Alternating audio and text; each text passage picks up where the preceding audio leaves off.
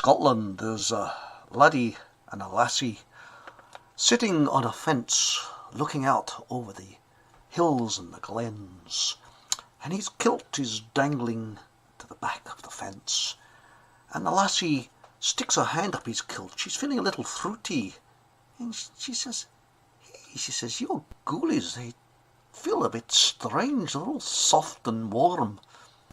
And he says, they're not my ghoulies, I'm having a crap." That's a disgusting one, isn't it? I thought we'll start it with smart, and we'll just deteriorate as we go on in the show, you know. So there we go. But welcome, Survival Steve. Hi there, young Eric, and hi everybody else. I won't mention the next bit in brackets because of the screw YouTube. So, so for those of you that are listening in, it's about. Oh no, I still won't be able to see that, will I? Anyway, good evening, everybody, and welcome to another exciting show. And tonight we're going to, obviously, Steve's going to show us how to survive. Was it you rub two Boy Scouts together, make a fire, all that? You heard that joke, that sort of stuff.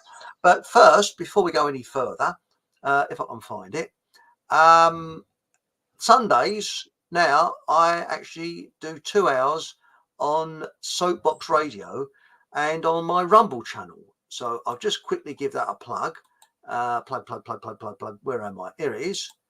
So there it is. That was. I won't read the title out. It's it's SUCKING, and the next thing is stunts. STUNTS. You see. Don't say it with a mouthful of nuts. You see. There's no innuendo there, is there, Steve? It's all not at all. Nothing. No. Well, I mean, when I see an innuendo, I just whip it out. You know. It's all above board. All above board. And we did 2 hours there. So we had Nathan Allaby, and we also had Paul England on. So that was quite an exciting show, a very interesting show. And it's also on my BitChute channel and Odyssey as well. So that was done last night. And also, we're going to give you a bit of a plug if I can find it. Where is it? Here it is. And we've got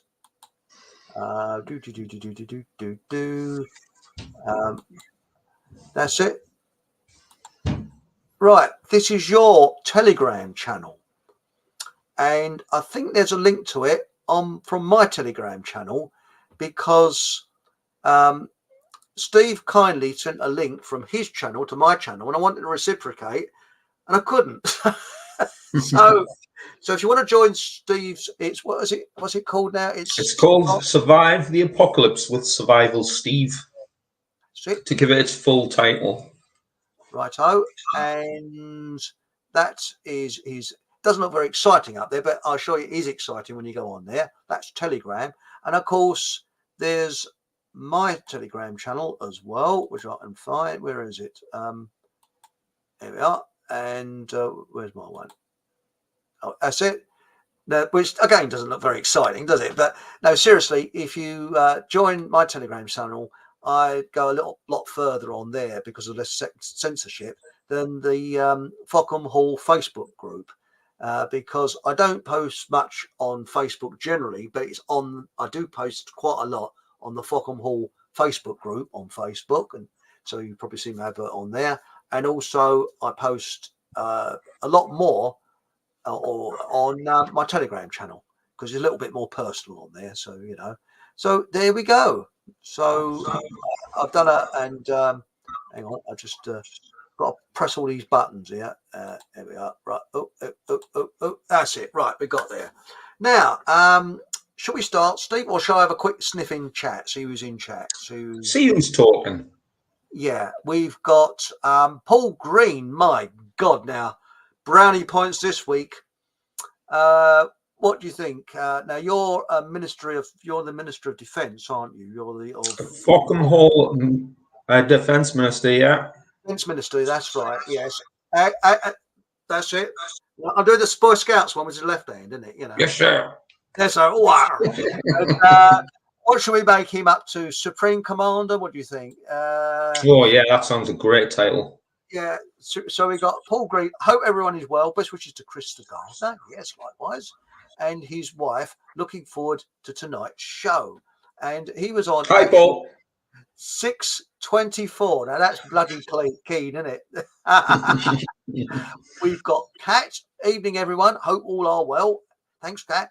And thanks for sending all that information through to me, that what we was talking about on Sunday. That's very kind of you. And also, Stephen Truthseeker. Hello, Stephen. And thanks for joining me on Sunday. That was very kind of you. So there we go. And now, survival. Now, we don't know, unless you've got any inside information, when the balloons go up, so to speak. So, hello. Sorry, that's my son.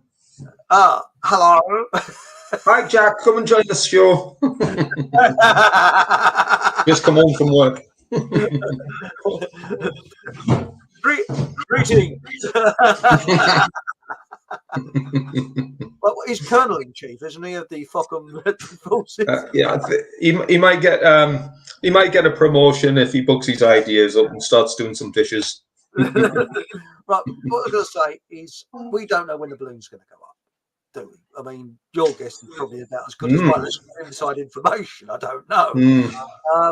That Andrew Bridgen MP said that we will be at war a couple of days after the elections. Well, we probably are at war at the moment, but they haven't quite announced it. I think there's something. Yeah. I saw little bits of his talk with, is it Wixie or I forget the Wilsey with GB Resistance. That's it. On Yeah. YouTube. Yeah. You done an interview with him. I must admit, as an MP, I don't know who his sources are, and if he's talking about he's got sources and he's being provided information that isn't otherwise public knowledge or obtainable in public sources, well, I find that a little bit unusual. I mean, that would probably be classed as some sort of a ministerial breach of confidential information, if nothing else. So I'm a little bit suspicious about that. Well, I am, because you see, the thing is, you can't blab too much, because you'll end up, shall we say, having to make an appointment with the Undertaker if you do blab too much. I think that goes for most countries. Yeah. And I think it's probably more likely that he'd be facing some sort of criminal charges. And here's another thing: I'm sworn to certain secrecy, you could say, about my background. So I'm not going to mention my background on here on public obtainable sources, because I would be facing charges myself. So that's right. And also, you know, if you mention anything about the Fockham defence, we send Luigi and the boys round. So that's a nice way with him. Joking. So I mean, if you tell people things like the defence budget is £1.52. Oh, sorry, I said it. Oh my goodness! As much as that? Oh dear! I think it's to go pong. But yeah, I find that. I mean, let's face it. If I said that, you know, I know somebody, I can't mention their name, it's classified, but there's a UFO going to land. You know, that we're talking at the moment. You know what I mean? That's bullshit. I made it up, but I could say, you know, I've been to all the top secret underground UFO bases during my top secret classified career, but I'd like to shed more light on the subject, but I'm sworn to secrecy. I remember there was a fella, one of these conspiracy things, and I mean, he must have had a lot of stuff up his nose. Well, I was in the American military, and we was having battles underground with the aliens, and I was off my seat laughing. Yeah, I don't think he was of this planet himself. yeah. It's funny how all those underground battles with the reptilians is kind of it just doesn't happen anymore. I mean, what did we win? Did we win or did they win? I'm actually not sure. I think they won, and that's what's in power now. Yeah. But when you look at Keir Starmer, he's sort of, well, as I've often said, he looks like the type of man that was stuck a fisherman's friend. Lozinger, of course. I've read some of your comments. I'm guessing that you're not a Labour fan, or you're not a Keir Starmer fan. Oh no, I mean, I'm not exactly a political. I don't vote. Yeah. My attitude is a pantomime. I mean, if they had a political party that says, right, we're going to sort of City of London out, we're going to have a ring fence round Great Britain. Yeah. We won't allow boats coming into here, and if they do come in, we won't allow other dinghies in. We'll keep their dinghies and send them back, you know. And so, well, you know, I think we share similar ideologies there, because a pantomime, I think, is putting it mildly. I mean, a freak show, a circus. I mean, I'm not going to swear, but if I did, I'd say something like, it's a complete shit show of lunatics, dickheads. They're talking about national service, the Conservatives were, and I think that's the reason why they booted out. People didn't want it. That, to me, is an insult to the actual professional army, because I don't think the army, real army, want it, because they're going to get a lot of sloppy teenagers couldn't give a damn. You want people, to be honest, they're not even interested in how professional they will be or won't be. I mean, obviously it won't be professional in the slightest, but it's not about being professional. It's about how many young people can we KIA. That's all that's about. And then in that forthcoming WW3, they want to decimate large amounts of fellow citizens, you could say. Yes. I mean, I think that when you look at it, the real crucial battle that this country fought was against the Normans, and we've paid for it ever since. We were turned into slaves, basically. The English were enslaved, and they fought like lions. And I think that the Germans summed it up in World War One: lions led by donkeys, in many ways. But should we have a quick sniffing chat, and then we'll learn how to survive in the wilds of Great Britain? So let's have a look what we got here. Oh, we got a lot coming. Oh dear, we got a lot in chat here. So now we got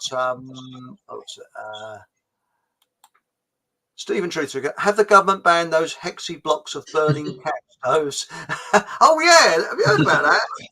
Got these yeah, I know what you're talking about. Yeah, I'm not entirely sure if they've all gone, but there was they were using like an alcohol gel, which is much cleaner burning, smells much better. You can actually use it as like a hand sanitizer for when you get your hands all dirty. Really? Yeah. And it lights. The old hexy blocks that he's talking about. They're not the easiest things to actually set on fire. So undoubtedly, if it's wet and windy, as it always is when you're out with the military doing something, it's really hard to get those things alight. But the alcohol gel ones are very good. That's interesting. Because I'm a primer stove enthusiast, and I know that the Scouts had them, and the health and safety people said they're very dangerous. So they got rid of them. So you could actually buy primer stoves in junk shops for pennies. And then they found out that these camping gas things are equally dangerous. Everything that burns with a naked flame will give off a gas called carbon monoxide, which I'm sure most people have heard of. And in confined spaces, that is poisonous and it can kill you. Yeah. But Hexy, here's the thing: if anyone's interested in getting prepared for the forthcoming apocalypse, I keep a stock of hexamin tablets myself in my war cabinet. amongst other forces of fuel. So I like primer stoves as well. So they're very good. Something that's obtainable. So it's worth stocking up now. And if the army have stopped the Hexi stoves, perhaps they are obtainable fairly cheaply on some of the auction sites. That's a good one. And also, primer stoves, you sniff around the car boot sales and on eBay. Yeah. There are Here's a great bit of survival advice, you could say. Lots of people do preparations for food and water, but not many people consider how they're going to cook those items or boil the water. And it's a very important commodity is some sort of cooking fuel. So top tip, get some cooking fuel. Excellent. Gas is a good one, a gas burner. You know, you can have a gas bottle stored for years. It'll not deteriorate as long as you look after it, and it'll last you a long time. You know, I'm talking about the larger ones rather than the small Camping gas bottles. That's right. I think they weigh them because I've got a gas one which is years old, about 40 years, I think. It's just for a family heirloom. And I remember they used to weigh them, didn't they? And they fill them up, and then, or you get another one or something like that. I can't remember. Yeah.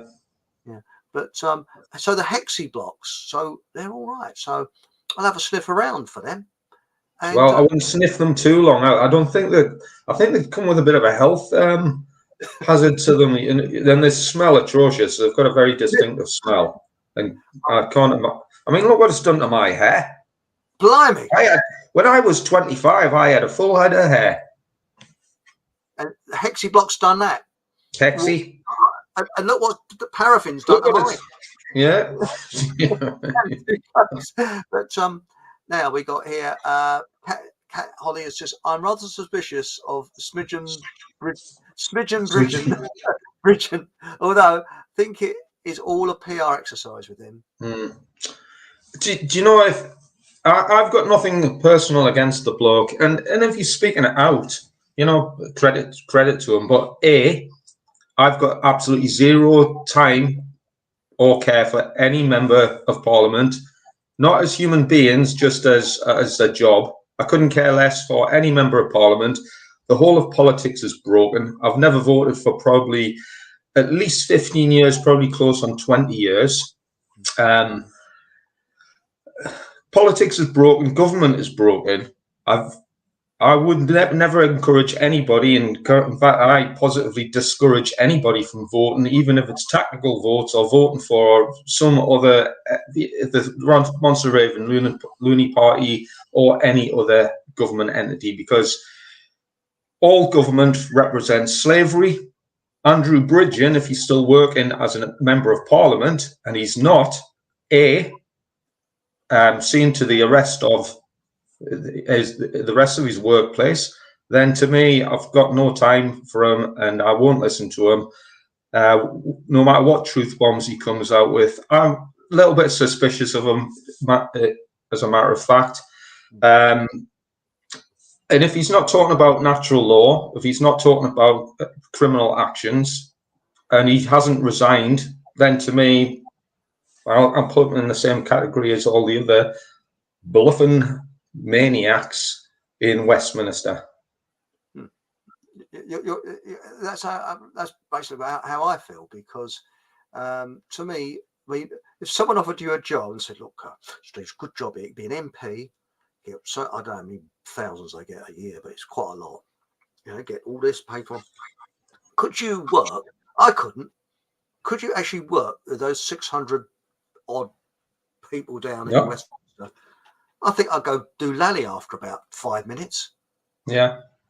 Essentially, he's still aiding and abetting a criminal organisation, as far as I'm concerned.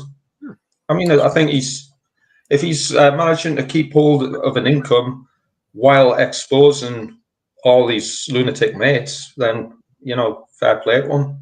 Well, but ultimately, if he wants kudos and credibility, resign, become a public speaker, and then publicly expose all the rest of the criminals for what they are. But I keep saying, I say to people, governments don't run countries. Civil servants do, and they're faceless. You don't know who they are. Mhm. And the ultimate prime minister of Great Britain is the director of the Bank of England. That's who the prime minister is. Mm. Yeah. If he says jump, the prime minister, the fake prime minister, phones up and says, "Ask how high," because all he has to do is just pull the rug from under him. That's all he has to do. Yeah. And of course, he's getting his orders from the Usury Brigade. Yeah. So it's all to do with that. Now we've got here. I've not seen. This is Stephen Truthseeker. Anything from Bridgen that says he's up to stuff. It's interesting. We all got Yeah, I mean, I'm not accusing him of being up to anything nefarious. Well, the bowler hat farmer comes on here. He's met him. He says he's a very fair bloke. So, I mean, I've never met him, so I don't know. Trotskyite. We're talking about Keir Starmer. The man that likes sucking a fisherman's friend, allegedly. Legend. Yeah. Oh, I've got to be careful there. I mean, all the politicians, to go to just expand on that last point, all of them are basically socialists following a socialist ideology. All of them. There's an article on plug my Telegram channel. I'm not sure I put it on my Facebook channel, and it said that the socialist ideology is the worship, and I've just condensed this down, the worship of science, regardless, where people have not got a soul; they're just objects, like in science. Mm-hmm. It's a bit like a spare part for your car. It's done on a production line, and that's it. Yeah. Trotsky, that's interesting, and it's now Stephen Truthseeker says I'm more suspicious of Farage. So am I. I don't like the man. Mm. He's very good at telling people what they want to hear. Blair was, and I spoke to a lady that actually went to one of Blair's speeches, and she said afterwards, you think, hang on a minute, and everybody's all hyped up, whoa, and all this. He hasn't told you anything. It's just all hype. It's all sort of hard to hear. Yeah. They all talk garbage as far as I'm concerned. I mean, to me, he just steers the, no disrespect to the general public, but I actually think they've got zero idea of how corrupt the whole system is, and just what a system of socialist slavery it is, a diabolical socialist slavery system of liars. He's just the middleman who will steer the people who abstain from left and right of sheer lunacy. That's right. That's right. By offering nothing but garbage. Well, to me, voting is a bit like a condemned prisoner deciding what executioner he wants. Exactly right. Do I want a blue one or a red one? And she said he lost his seat anyway. So did Galloway. Well, I've got a picnic seat you could borrow if you want somewhere to sit. A fold-up chair somewhere. We got here Stephen Truthseeker. Well, his crowdfunding appeal for his pointless case with one crook was a bit naughty when he had no need to bring this case because it is kindergarten stuff. Interesting. And we got Camera. Hello. Hi. I hope all is well. And we got hello, Camera. You're up in the wilds of Norfolk, I believe, aren't you? And you've got a mission, a Fockham mission up there, teaching the primitive peoples of Norfolk who still wear a thing, the mouth nappy, to understand. Shall we say, to try and give them a few more bit of IQ upstairs. Now, good day, Chris. This is Michael Nicoli. Hope you're all well. Looking forward to rewatching this show. Be interested to hear survival tips from the land down under. Oh, you're obviously in New Zealand or Australia. Convicts are asleep. National service reintroduction is imminent, in my opinion. Yeah, that's been hello, by the way, Michael. Yeah, national service or that kind of understanding is being brandished almost everywhere. Europe, Britain, America. It's funny how they're all in lockstep over a certain a certain form of national service, obviously to go in conjunction with the growing WW3 narrative. Yeah, but I think they're actually going to have it where it won't be any age, not necessarily military. And they was talking about old age pensioners, 1 day a month to train or go help out in a charity free of charge to keep their pension. Yeah, Sort of yeah, level.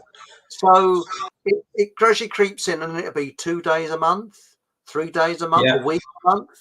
Because when you think about it, if you're going to recruit all these teenagers, and not all of them are going to go in the army, so there's going to be a choice, so they say. Who's going to administer all these bunches of teenagers doing social work? Who's going to do it? The old age pensioners. Yeah. Really, what all it is, I mean, this is just Marxism. This is just communist style service or enslavement to the state. It's servitude to the state. It's called national service. If they called it something else, really all it is another clever title to explain Marxist enslavement. That's all it is. I mean, this is a form of, for what it is, it's nothing more than slavery, complete slavery, servitude to the state, brandished in a different format in order to appease the cultural Marxist ideologies. That's right. Don't fall for it. So if there's any young'uns watching this, don't fall for any of the garbage that you're being told to do on the news. This isn't patriotism. This is your servitude to Marxist totalitarian weirdos. Yes. And Paul English said something interesting on the show last night. He said, I've seen a little bit. I haven't seen the film fully. I've only seen snatches of it, which they allow on YouTube. And I think it's called Death of Stalin. Stalin, rather, not Stalin, not a Stalin, but Stalin. And it's Michael Palin's in it. And they're all speaking, not all of them, northern accents, not Russian accents. And it's hysterical. And there's one bit where there's a chap acting the part of Zhukov, and he's got all these medals. And he goes up to the chap, he said, "Has Coco Chanel crapped on your head?" He's got this like wig. I was off the seat. It's a sort of a comedy, and about a very dark time, 1953 in Russia, because as with all dictatorships, everybody's frightened of putting a foot out of place because they'll get shot or they disappear, and that's it. But anyway, back to survival. We can only guess what's going to happen from the past, And when we had that lockdown, that happened. It shook me. I mean, it happened within a matter of days, if I remember correctly. I heard this thing about something going on. I thought, I didn't take much notice because I don't listen to the radio and I don't have a telly, so I just sort of got on the internet. And all of a sudden, bam! And it came, and I think it will be sudden. Something, whatever that will be, I do not know. Whether it's a V word, which I won't say, or whether it's the naughty Ruskies, I don't know, but I've got nothing against Russians. Or it might be something completely different that we don't expect. And that's what I think it'd be, something that we just will not expect. But what I found is the first thing that went, something I noticed was, first thing that went was toilet rolls, which you don't really need. A drop of water, so you don't really need toilet rolls. I mean, we need a garden spray, and that's it. But what I was going to say is, but I noticed junk food readily available all the time. Crisps. Oh yeah. We can get them. There's no shortage of them. But I mean, really, we need to take our hats off to our enemy because they are geniuses. I think it's almost genius that when everyone was crapping themselves at the start of the the funny business in 2020, the first thing that went out the shops, at least on the TV, on the news, was the toilet rolls.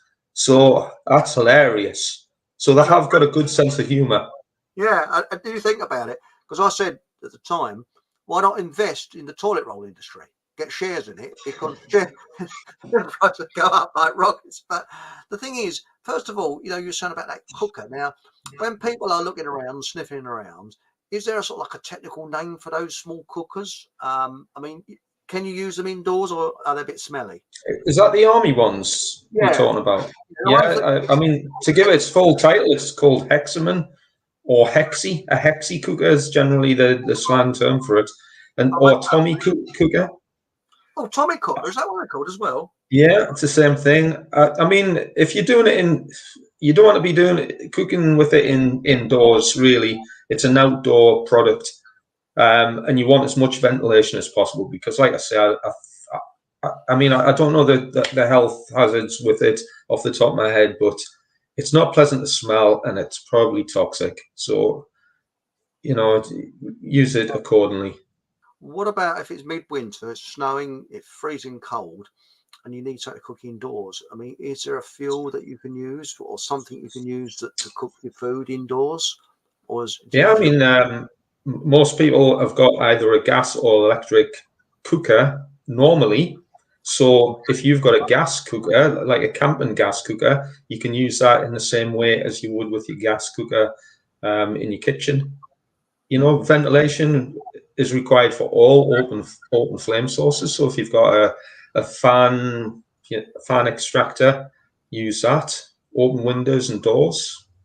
Just use it with use a bit suitable of, portion. Yeah, use a bit yeah, of common exactly. sense. Also, a carbon monoxide meter. They're very cheap. You can stick Yeah. it on the wall, got one of those.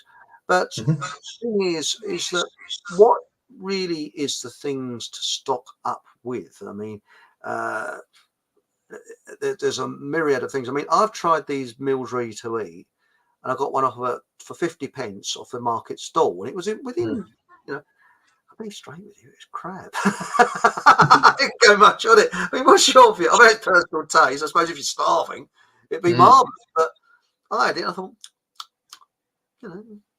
is it me? Do you know my kind of off the cuff advice that I give most of the time is keep your kitchen cupboards stocked up.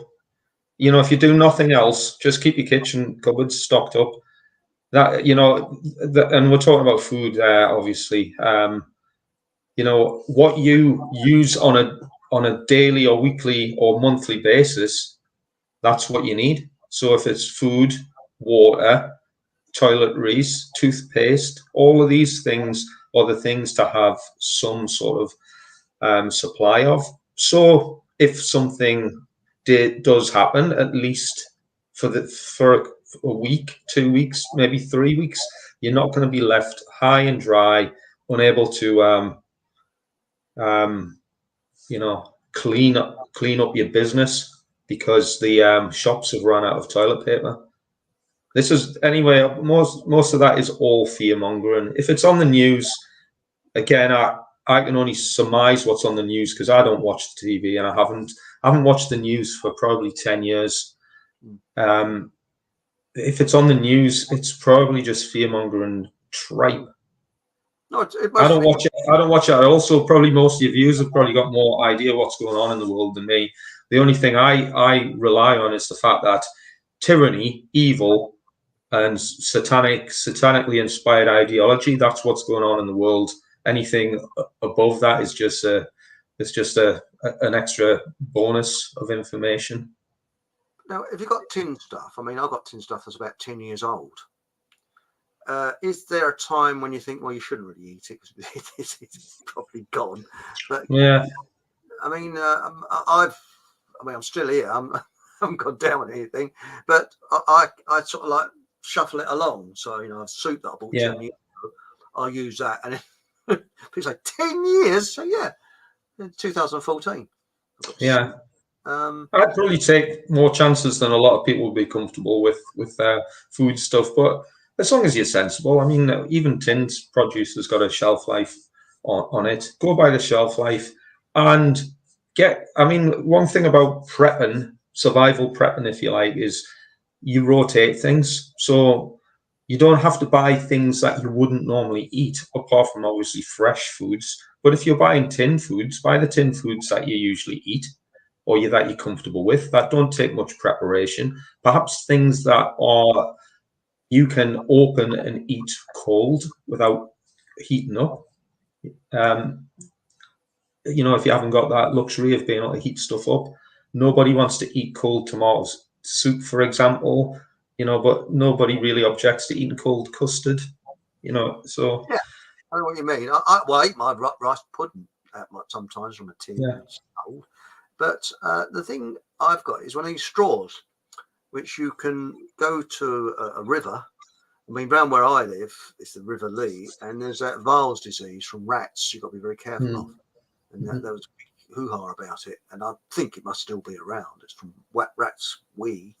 But apparently, I wouldn't advise getting this from the rat's wee, but you can put this in the water, suck through the straw, and it filters the water, and you can drink it. Have you come across them at all? I wonder what you think. Oh yeah, I've got some of them. Yeah, I know what you mean. Yeah, I recommend products like that. There's a load on the markets.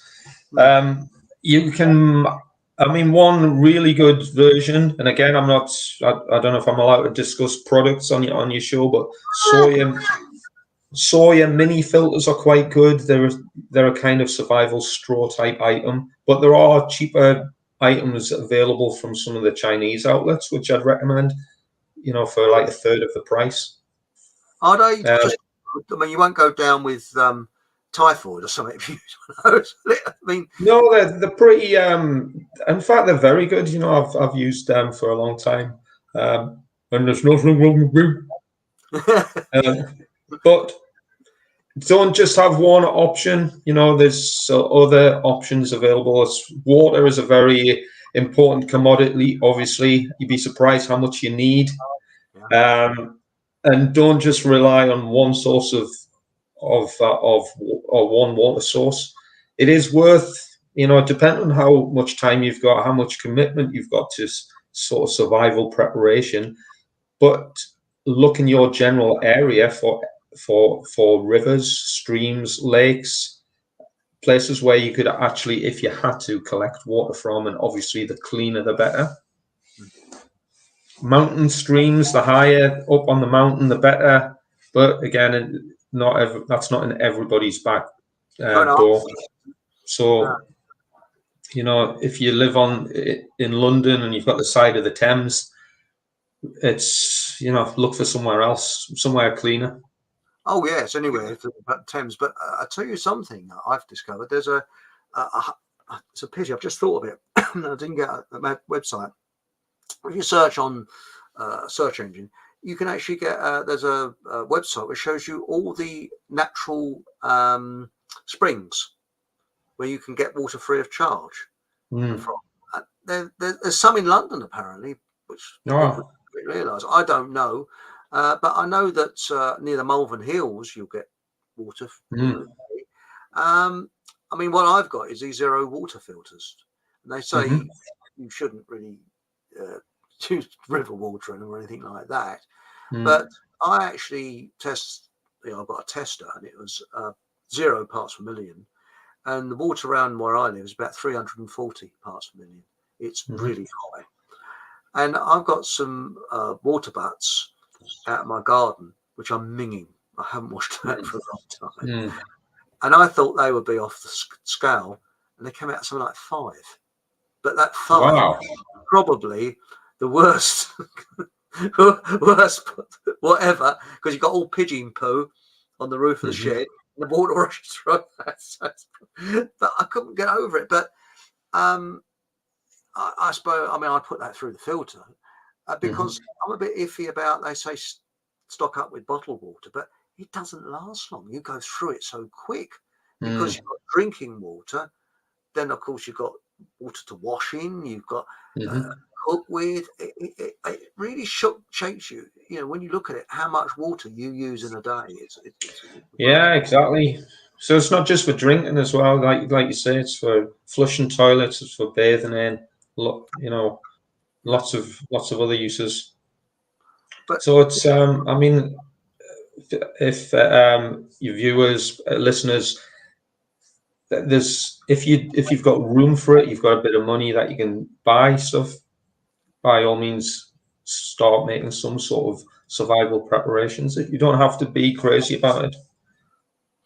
What about what the Canadians call a bug-out bag? And that is a bag that you could grab at a moment's notice and leg it, and you've got enough to survive on. I mean, I've got my bug-out bag, but I've only got rations for 48 hours. That's it. That's all, because that's all I can carry for 48 hours. Yeah. It's possible to extend that 48-hour period, but I mean, it's the weight. I mean, I just wonder if there's lightweight stuff you can have that keep the hunger away.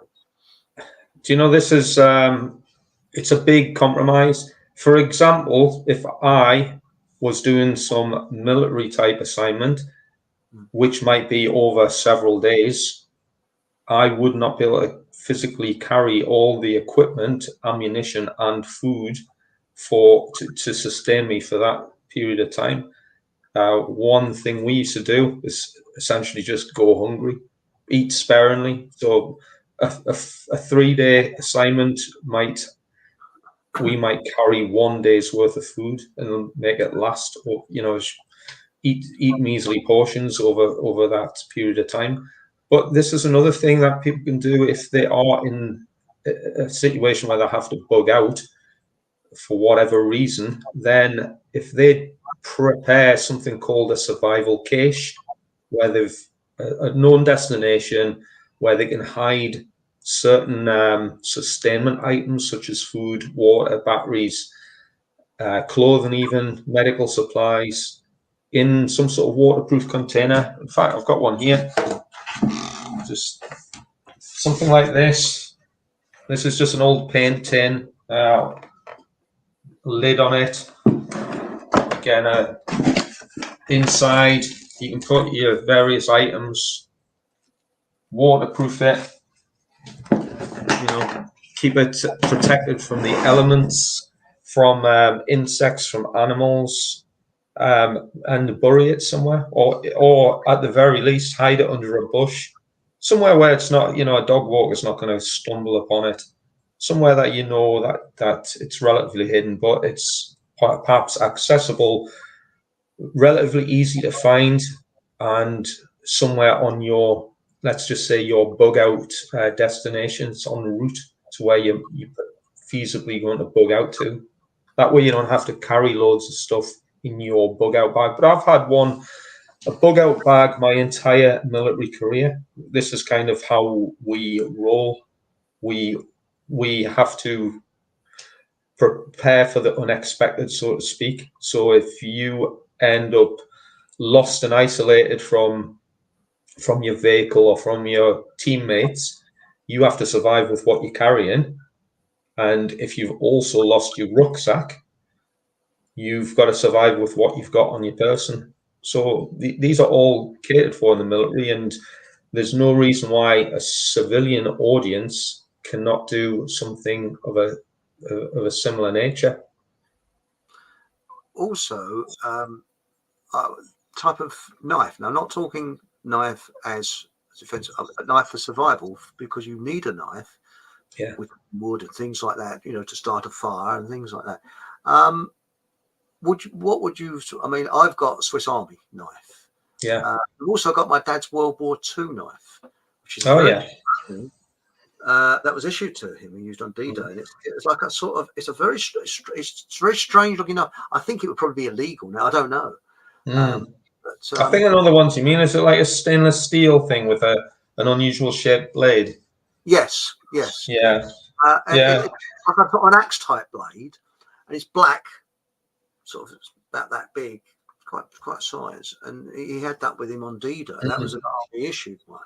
But I mean, what's your view of Swiss Army knives? Are they what they're cracked up to be, or is there better? I mean, I know there's West German knives. That's my daily, everyday carry knife, a Swiss Army knife. Here's an important point. To be a legal carry in the UK, it needs to be under 3 inches, and it needs to be non-locking. So that's a legal carry knife. I mean, I use this all the time for, I do DIY things and survival things, obviously. So this is a great little pocket companion. So 20 quid, and you've got a great little tool with all sorts of little gadgets on it. Yeah, so Swiss Army knives are terrific. You might find, it's good. yeah. So sorry, I didn't mean to cut across. oh, no worries at all. So there's lots of other little pocket knives available, Leathermans, Gerbers, things with pliers on. But one problem, if you do get stopped for whatever reason, a stop and search by the police, you can face criminal charges for possession. So get a non-locking blade under 3 inches. That's right. Well, I carry one on my bike, but the trouble is I find it too heavy because everything's got to be lightweight. And I have these things like pliers. They're not Leatherman, but they look like them. And because I find pliers the most useful thing for getting things undone and tightening bolts and things like that. Mm-hmm. But the other thing is that, am I right in saying that pasta, I'm a bit iffy with rice because I think it's botulism you can get from rice if you don't eat it correctly. Yeah, I mean, you've got to be particular about the storage of it and what have you. But I mean, cereals, grains, anything along those lines, usually store well. So pastas, rices, oats, all the sort of dried or dehydrated grains are great for long-term storage. Generally cheap as well, and I mean the cooking. They usually take some degree of cooking fuel as well. You can't eat many of these things raw, for example, but these are great things to have stored in like plastic containers, for fairly cheap and effective long-term preparation food. Am I right? Because with my Bugout, what I do is I don't put plastic. I mean, I find bin liners very useful. They're very, very useful. I carry them around, and I actually put articles in the bin liner and then put it in the bag. I don't waterproof the bag as such. The bag can get soaking wet, but the contents inside is in the bin liner. Is that the right way of doing it? I mean, you can do that. I mean, there's a whole host of different methods and things. Essentially, the more safeguarding you have of your equipment and items, the better. So waterproof items individually, then put them into put the individual items in another waterproof container, then seal things up with some sort of sealant around the lid, places where water can ingress. Put your waterproof, for example, my waterproof paint tin, I would put that in a plastic bag, seal that up, and then consider that to be probably suitably waterproofed to then go into a survival underground cache, for example. See, the way I see it, what will possibly happen is they might seal an area and they say, right, everybody there has got to have a. So you have to leg it quick. So you might be 2-3 days before you can get to a safe area. And I live near the Lee Valley. I'd leg it there. And I know that there's, I think there's not Kevlar, there's a material that you can put over. So if somebody's looking with heat proof, with these heat sensor cameras, they can't see you. I did that once, but the thing is that that's what I think you'd have to do. You'd have to go sort of leg it for a while and rough for about 3 days or something like that.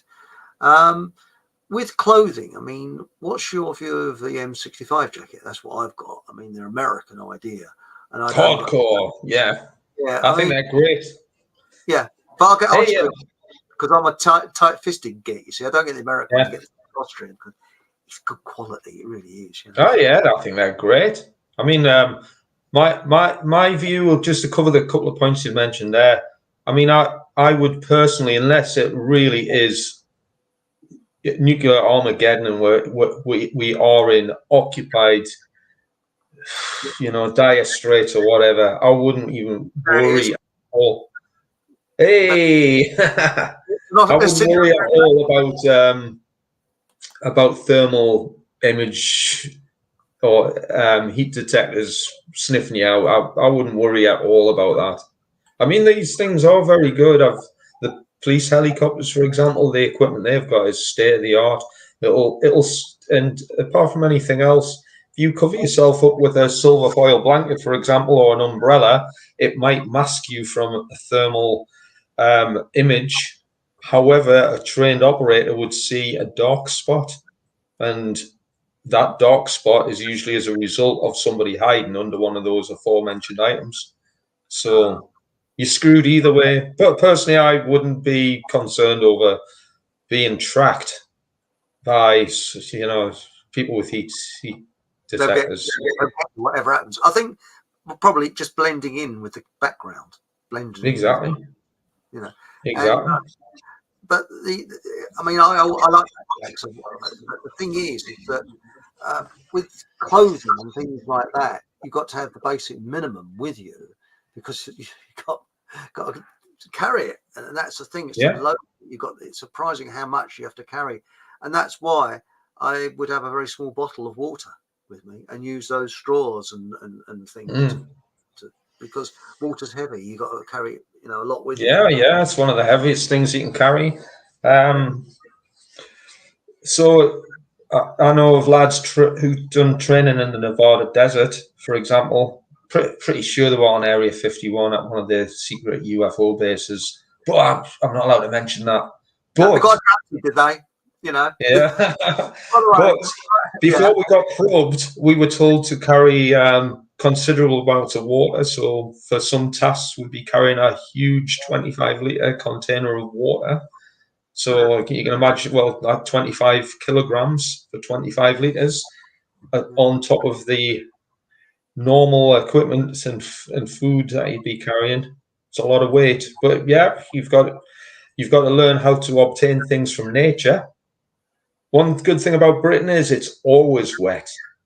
Yes. And so you don't have to go far to find some sort of water source, but it's then procuring it so it's safe to drink. That's the important thing. Well, that's where the straws come in. The other one is weeds. I mean, I know that you can eat dandelions all year round, unless it's above, obviously above dog cocking level, and things like that. Is there any other plants? I mean, that you can sort of look for? It'd probably be midwinter if you're looking for something, just to stop the hunger, because you'd be pretty hungry. There is edible foods all year round in the UK. In fact, every country there's edible foods all year round. Finding it is a matter of luck generally. I can't guarantee you're going to find certain items everywhere in Britain. You've got to learn to recognize them. You've got to be able to identify them, then treat them accordingly. But here's a couple of great ones. You've mentioned dandelions. Dandelions are a good, easily recognizable plant in the UK. Well, in fact, the world over, they grow in many places. All parts are edible. That's even the flower head, the stalk. It's all edible. It's not necessarily the most pleasant of foods. But another one is nettles. Nettles is a wonder food, one of the most nourishing foods on planet Earth, believe it or not. And I'd imagine most people would instantly be able to recognize nettles. Very nutritious. Another one worth looking for, again, without going on some sort of foraging course to identify them, is thistles. Really? Thistles, obviously, prickly, so don't eat the prickly bits. But there's something like 200 species of thistles. All varieties are edible, so they've got edible greenery, and they've also got edible roots. And some of the roots grow to, like small carrots, and they're perfectly edible, very easily identifiable.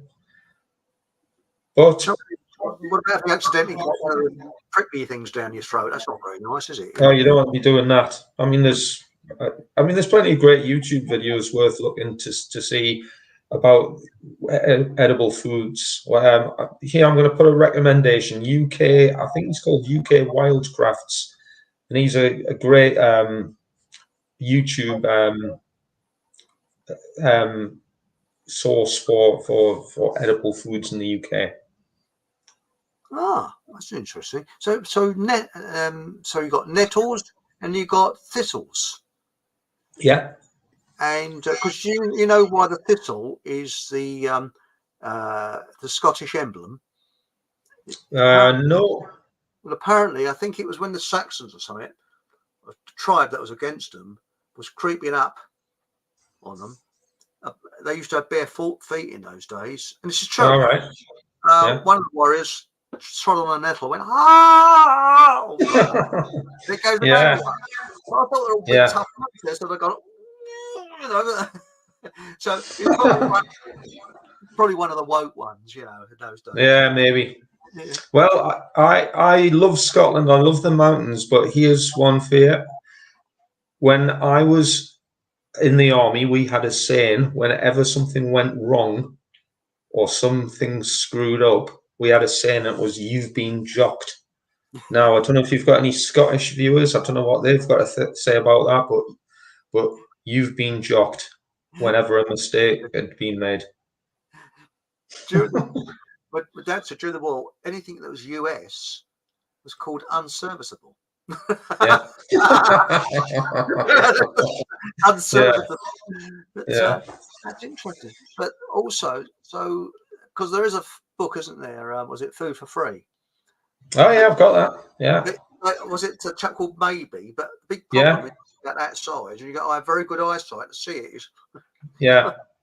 That used to be the go-to book for foraging. You know, at one time, it's a really good book.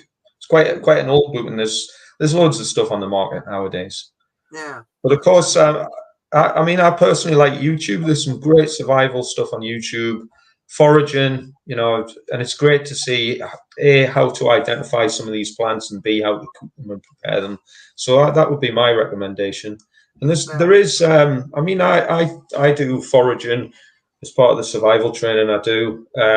People kind of do like the foraging side of things as well. But one thing I personally think would be massively difficult to survive for an extended period if you were living off foraged material.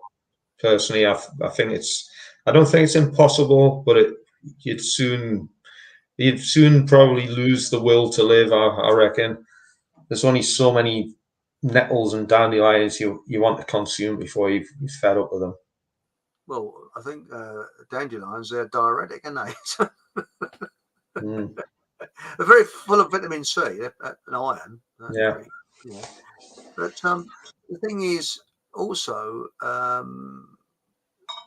that people take. I mean, I can't stand Kendal mint cake. I can't stand Kendal mint cake. Mm. Is that what they use in the army? Somebody told me that. Is that true that your issue? I never used to.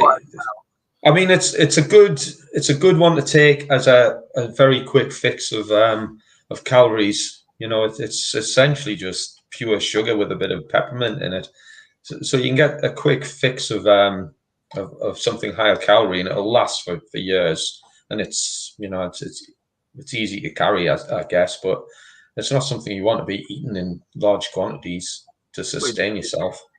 It won't stain your teeth, will it? No, not do your teeth many favors.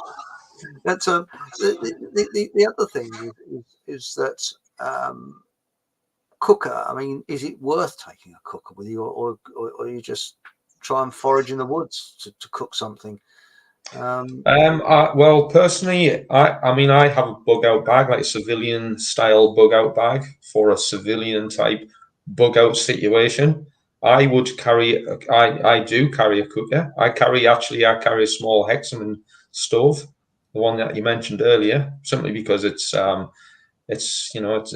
fairly foolproof, cheap, easy to carry. But if you can sustain yourself using wood from what you find on the ground, great. But you can't always rely on that. You know, you might be up in some out up above the tree zone, for example, or you might be in an area where lighting a fire is not advisable for whatever reason. You might even be in an urban environment, and lighting a fire in the middle of a housing estate in a little park might draw unwanted attention. So it's worth in survival matters. You call this sort of contingencies. You have a contingency for what happens if there's no wood available. Well, you take out your hexi cooker. So I see your point. Also, in your house, I mean, if say law and order just completely breaks down, which could happen, I think. I don't know. I mean, we don't know. Say law and order did break down. You've got food growing in your garden. You want to protect that.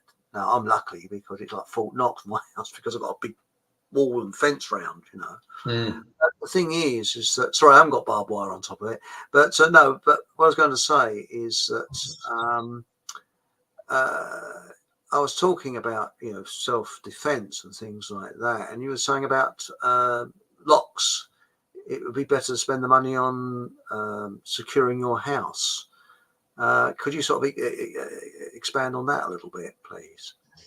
Yeah, definitely. I mean, if there was a situation where people were running amok, even so, no matter how crazed you are, you probably don't want to spend a great deal of time getting into something that's impenetrable when you could just go to the neighbour's house and, shoulder barge the door and find a plentiful stock of whatever the resources these people are looking for. But here's a couple of great things that you can do, which doesn't cost any money or much money and is very quick and effective. Door wedges. You've got to be pretty strong to be able to push a door down that's got door wedges behind it. Or you can use a couple of screws and a piece of paracord or some wire or cable ties, fasten one to the screw to the door frame, one screw to the door, and just tie the two together. And again, that's an instant lock-in mechanism, which it's not going to cost you much money at all, and it's not difficult to install. And you can even do that. Say you were bugging out and you found some little derelict building. You can use both of those techniques to secure the little room that you manage to shelter in, if you are, undertaking an activity such as that. That's good. That's good. That's a good tip. Cable ties are the thing to sort of have with you. Yeah. I didn't realise that. Also, is it better to have with your gas and that, matches or these cheap cigarette lighters that you can get from the pound shop? I mean, I mean, I carry both. It's called redundancy, so it's more than one item. So for fire lighting, for example, redundancy would mean that you've got some sort of gas lighter, and if that doesn't work or gets broken or lost, then you can rely upon your matches. And again, if you want to go one step further, you get something called a ferro rod, which applies sparks. They're not so easy to use. I've got one. Yeah. Because I found you got to shave a little bit off the ferrule rod, put it on what you want, and then bang, and then it goes. It tends to, that's the tip. But you get them quite cheaply. Also, lighting. What was your advice about lighting? Because we do need light. But the thing is that batteries will be virtually unobtainable in a situation like the markets. I mean, I remember the thing you couldn't get the last when they closed everything was batteries and pasta. I remember that. And toilet rolls as well. Yeah. I mean, people come up with a toilet roll, bit hot this toilet roll, and one owner, careful owner, no, only joking. But the thing is that pasta. Pasta lasts, was it 30 years? I reckon plus. Yeah. I wouldn't try it 30 years. It lasts a long time. Yeah. But all of these things, sources for courses. If you've got no preparation, well, if things do become sticky, then prepare to be stuck. Because if you ain't got anything to rely on other than the shops, then so have like 60 million other people. They're relying upon the shops to keep them functioning on a day-to-day basis. Being a prepper isn't a crazy, you're not a crazy person because you're a prepper, you're a sensible person. I've prepped for years. That the zombie apocalypse hasn't really happened, not fully anyway, but I'm not too concerned. Why? Because I've got lots of things in preparation should that happen. So for example, pasta, toilet rolls and batteries, I've got them in plentiful supply. So if the zombie apocalypse happens, just come to my place and I'll trade you. Speaking of torches, I'll see if I can get that in the camera. This is what I carry on a day-to-day basis. This is my wallet. I've got a little zip pouch. Yeah. In the front, I carry some cash and a bank card. And on the back is some key survival items. Let's see if I get this right. A torch, the little Swiss Army knife that you saw earlier, and I also carry a little gas lighter. So I've got lots of things covered there. Little torch, in case I lose my keys in the dark or whatever. That's better than absolutely nothing. But talking about lighting, for example, it's something that you need to consider. I mean, imagine if power goes off, for example, in your house, how are you going to find yourself around, going to the kitchen in the dark? It's uncomfortable apart from anything else. So candles, torches, chemical light sticks. There's lots of different options available. But again, how far do you want to expand and elaborate upon your survival preparations? Trouble is, candles are smelly. They smell of paraffin basically because it's paraffin wax. And because I do see these people that put a candle in a jam jar and then put cooking oil around it, and it lasts a long time. It must stink to high heaven, especially if it's winter and you've got the doors closed. But what I heard was that for men, even for women, carry two wallets. One wallet is inside your jacket with fiver in, nothing much in. Yeah. And your main money somewhere else. Yeah. Well, I'm from up north, so if you've got a fiver in your wallet, you're from the posh end of the tune. So never mind two wallets with money in. But yeah, that's a great idea. Yeah, you just especially if you're if you're in areas where it's not uncommon to maybe get robbed or mugged or whatever. It's definitely a good top tip. The other one is you carry money in your shoe, put a plastic bag in your shoe and your sock, somewhere like that, where they don't expect it. So that if you get robbed, then they'll get some money. They think, oh, he's got his wallet. Put expired cards in it, and make it look as if it's a proper thing. Exactly. It won't really. They won't really use it. The other thing is that we don't know. We're looking into the unknown. I don't think they will let people go hungry, and the reason why is because there's an old saying that you're only 3 meals away from a revolution, and if people get very, very hungry, then they start to revolt. And I think you'll be able to get junk food easily.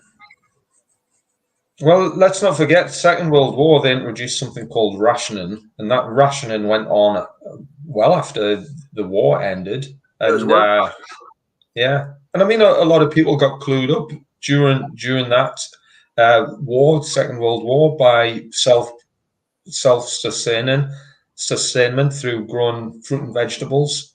Again, these are essential skills, essential survival and preparation skills.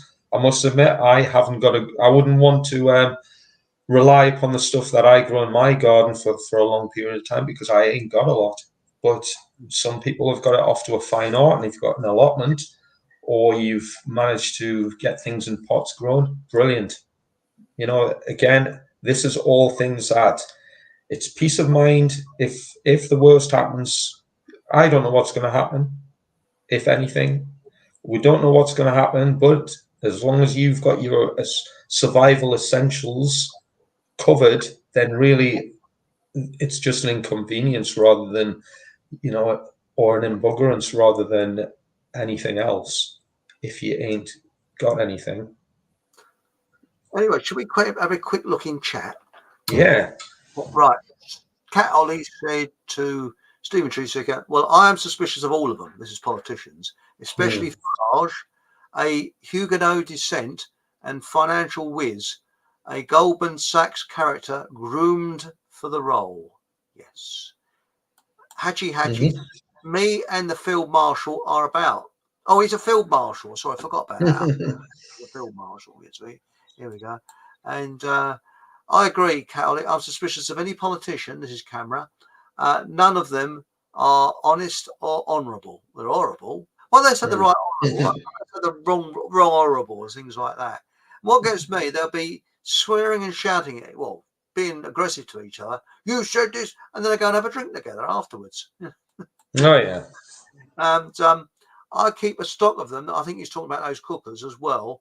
But you can get put in jail for having them now.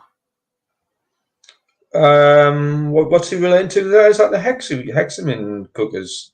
I don't know. It might be, because he goes on to say you can breathe those fumes in, Chris. Yeah, you can't breathe. Yeah. Well, my flatulence you're talking about. Yeah, I know it is bad. People breathe the fumes in. Yeah. Yes. So, Steve, sorry, it was. I'm a bit out of sync with the chat. I agree. Politics is broken. It is, and Smidgen pushed the at first. Yeah. Yeah, I think he did. Yes, I think you're right. And Stephen Truth's for questions. Yeah. What's it? I mean, that doesn't necessarily mean he's a bad person, or that, you know, if he's went back and he's made a mistake, you know, I totally accept that. House of Charlatans. Kate Holly. Yeah. Yes. And we've got here. I will not vote for a different slave master. I choose freedom of my body, mind, and soul. Brilliant. They belong to me. Perfectly agree. At the end of the day, they're human beings. They're not demigods. They didn't create the universe. Oh, we got Robert. Hello, Robert. Sorry, mate. I haven't replied to your email yet.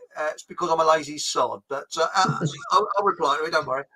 Regarding Nigel Farage, he was fired from the floor of the London Metal Exchange for his empathic fashion. Yes. I don't like Farage, actually. There's something about that man. He just gives off something, you know. I personally like Farage. Well, I think, quite honestly, I couldn't eat a whole Farage. I think it's like the old, I'd say, Mummy, I hate Daddy's guts. We'll move them to the other side of the plate then, dear. Sorry. That's sick. Yes. The number of times he exposed corrupt and bonkers MPs in Brussels, then was an MP, required great knowledge, debating skills, and bravery. I also agree with and it goes off. But yes, you've got a good point there. Yes, it's interesting. Robert says, Michael is a good mate of mine from Perth in Western Australia. Ah, great. Thanks. G'day. G'day, mate. You know. G'day. Yes. And from Perth. I think that's one of the most remote cities in the world, isn't it? I think it is. Is it? Yes, several thousand miles from Sydney and Perth, but it's the nicer part of Australia. It's quite nice, apparently. I think it's got a massive park in the middle of the Perth. Doesn't Hank from the Shadows live there? You know, the Shadows, the group. Oh, does he? Cool. Yeah. I've never been. Yes. Oh, sorry, I already heard that one. Now, nor have I actually. Did anyone see on TikTok people being refused to vote outside the polling stations? Mm. Haven't seen that. Well, Lucky them. Yes. Why would they want to vote in the first place? Oh, they're mad. I know in Australia it's law. You've got to. It's illegal not to. Is it? An Australian friend, she said she paid the fine. You get a small fine if you don't pay. If you don't pay. Really? I would be completely broke then. Yeah, I wouldn't. So sod that. Yeah. We got here Reform Manifesto. The trouble is the ECHR and the EU will probably block their plans at every opportunity. Yes. Now, I think Starmer is a new world order on steroids. Well, he looks as if he's had a brain transplant. They rejected him, isn't he? Sort of. Yeah.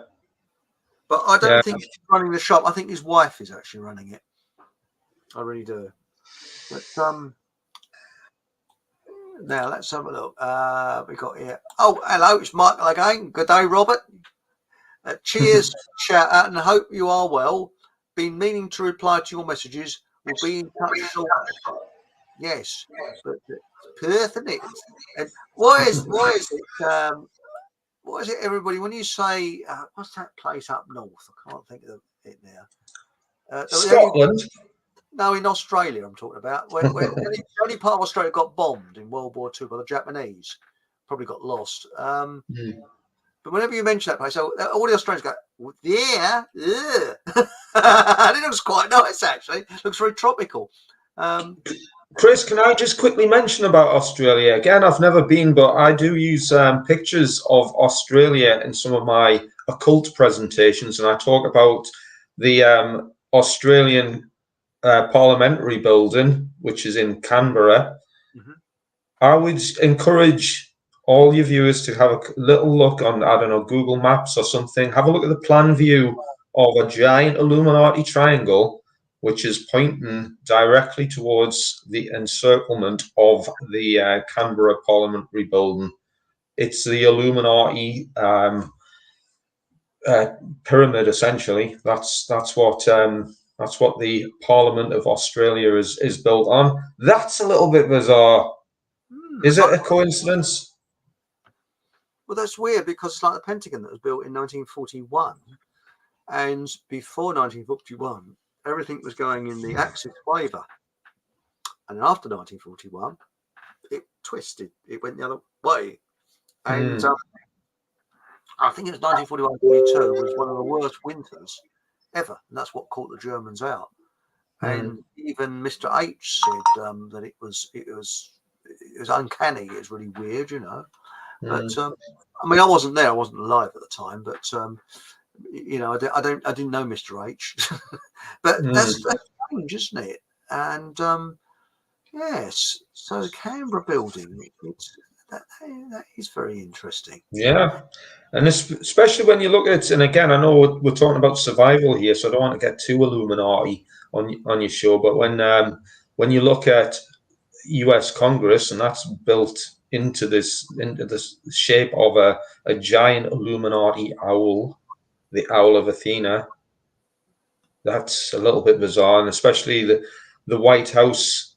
If you look at the city architecture of Washington and follow the layout of the roads and infrastructure around the White House, you'll see that it's a giant inverted pentagram, whose lowest apex, its most prominent point, is pointing directly towards the White House building itself. And just next to it is a monument called an obelisk, the Washington Monument, which is 555 feet tall and 55 feet wide. And when you convert this into inches, it converts to 6,660 inches tall and 666 inches wide. And that little pointy bit at the top, the bit where it changes its angle, that's 666 inches tall itself. Now, isn't that a little bit peculiar? It's almost as if there was some severe, hardcore Satanists calling the shots here in Clown World, but that's a different story. It is, because I'm going to a Sunday show about Freemasonry. I've never been one, I've never wanted to be one, but the profession I was in, It was a lot of them. I worked in an office once. There was only 3 of us that weren't Freemasons. Mm-hmm. That is something that is, when you look into that, you can't find out much about it. You'd be surprised if Yeah. you go so far, but you can't find out too much, Yeah. But so I might be doing a Sunday show on that. Well, on the Mm-hmm. Bumble channel where I can say tit and bum without being, taken. Oh, I said it now, Oh, Right. I said tit and bum. Um, now, South Coast Rich, hello. I take both your points as ever and admire both of you. Oh, that's very kind. The check's in the post. But I still think proving sufficient shelter, food, education, and security are in an ever-growing population requires organisation and taxes. Very I interesting. mean, that's a fair point. I'm not. I mean, I appreciate your compliments as well. However, I've been managing to fend for myself my entire life without having to rely upon, other than when I was a child, I had to rely upon adults to help me. But as an adult myself now, I don't need any assistance for any of those things, especially from a bunch of serious criminals who have got harboring ill intent to the people that they're supposed to be and are paid to look after and protect. But let me make a couple of quick recommendations, because I know if it was to debate those points, it would go on for like 17 hours. However, I would recommend a book called I think it's called The Most Dangerous Superstition by Larkin Rose. I would encourage you to just have a little read of that and see why A, government is not needed, and B, government is actually you know essentially the worst thing that we can have as a civilized society. I But agree with you. worth a read. Well, Ronald Reagan, he said, if government, I can't repeat it verbatim, but it was on the lines of, if government disappeared for 3 months, nobody would notice any difference. No, would be better off. The thing You is, know, there would I be look less enslavement. is to have no government, but have a lean civil service that you vote for. Yeah. They're not One thing that is, yeah, basic. I agree with that, Eric. But one thing that is very important is essentially if we've got no government, we have to rely upon people having a higher degree of consciousness and a leaning towards something called natural law. Natural law, of course, is the governance of the universe inspired by the commandments, you could say, of God, which is essentially do no harm to others, but don't be a victim of your own stupidity. That's essentially what natural law is. But again, it's a bit of a heavy subject. It's something I talk about when I give presentations on occult information. I like to call that spiritual survival, as well as doing sort of wilderness survival.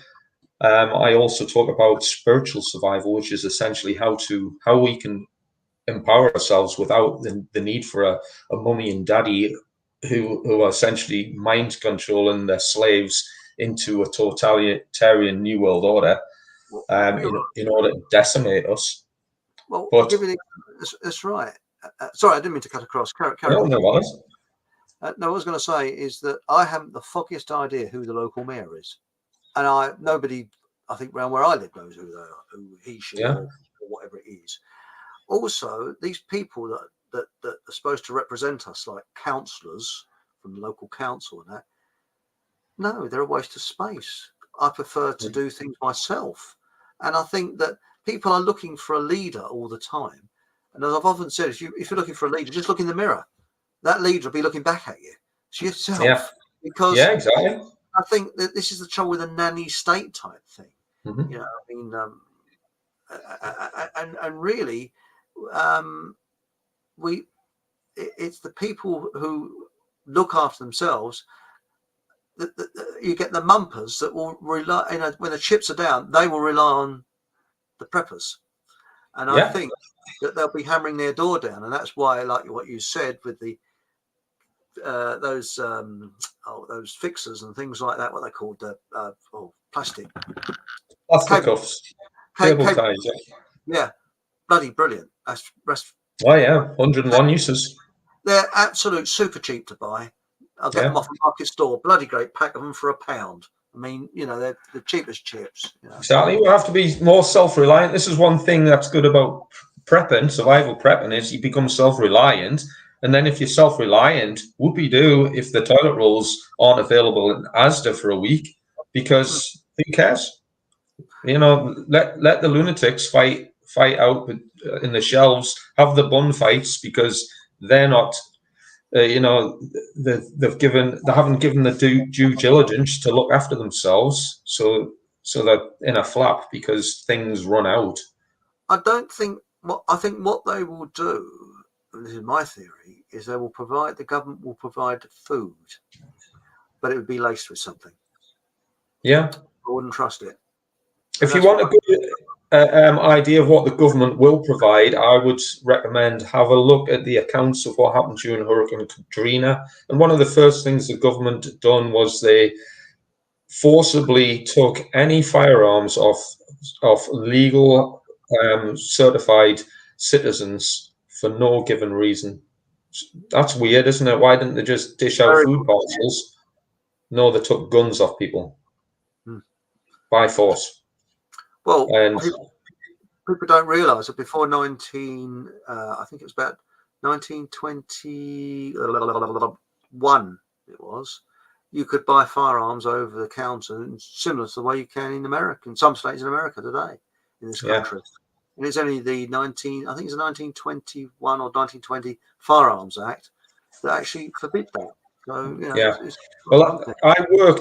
you could say I worked on bequest of the government for nigh on 30 years. And one thing I've learned from my military career is the government are a bunch of criminals. Almost everything that they got in, that they kind of employed the military into doing, was unlawful and was to satisfy certain financial, reasons more than anything else. And not only that, the general population gets blatantly lied to the point where they're just mind washed into believing complete pantomime and soap operas. That's what I learned. I also learned that self-sufficiency away from government is my best survival strategy. And I'm a survival expert. So my number one survival tip in general is never trust the government and never trust the media. Survival tip number one. Yes, very wise words. I mean, when you Can I just mention? Sorry, go on. I'll let you speak. No, very quickly. When you look at World War One, we needn't have got involved in that. We could have sold arms to both sides and made a fortune out of it. And this country would have made Switzerland look poor. Would have been super rich. Well, we are super rich, but it's not very well distributed. That's the trouble. Yeah, sorry, over to you, Steve. Yeah, well, on top of that, one thing that is always comes at the back or the fallout of any war is some sort of significant political or social change. So guess what? If they want to bring in something along the lines of a new world order, which doesn't sound very good from what I've led to believe, first and foremost, they'll have to do something fairly strategic worldwide in order to develop that, especially when you want to involve things like digital currency, biometric surveillance, or any of the other bells and whistles that they've got on top of this new world order. The new world order is just a combination of fascism, communism, and totalitarianism, with a splash of cultural Marxism, vertical collectivism, all sorts of Chinese-style communism. This is what's in store for us, unless we take our raising consciousness and realize that this puppet show called the government is the very driving force that is going to drive us into an early grave. But let's change the subject just a little tiny bit, because you mentioned a very prominent politician earlier, Chris. Ronald Wilson Reagan. Now, Ronald he's accused, yeah, Ronald Reagan. His middle name was Wilson, and if you add up, if you add up the letters in each name, he has 6 letters in each name, 666. And if anyone does a Google search to see where he used to live before he died, he lived in Bel Air, Bale, of course, Lord of the Underworld in Los Angeles. He lived at number 666 Cloud Road. That's a bit of a weird coincidence, is it not? That is weird. That is really weird.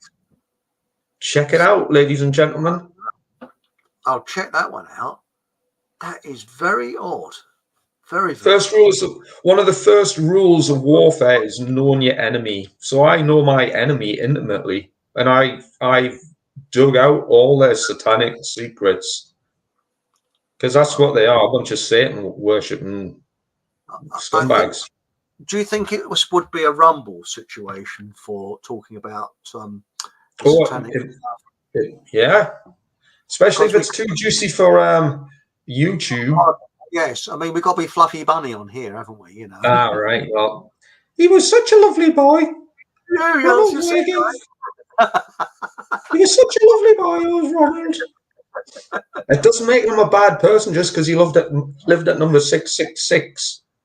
Because there's a joke out when he was around. They said, "Well, what'll happen if World War III starts? He'll send a posse out, find out who started it, because he was a cowboy." yeah. He actually, that was his finest act, wasn't it? That was the presidency. Yeah, he was pretty good at acting that part. But I think Biden's the funniest one. He sort of wanders around. I'll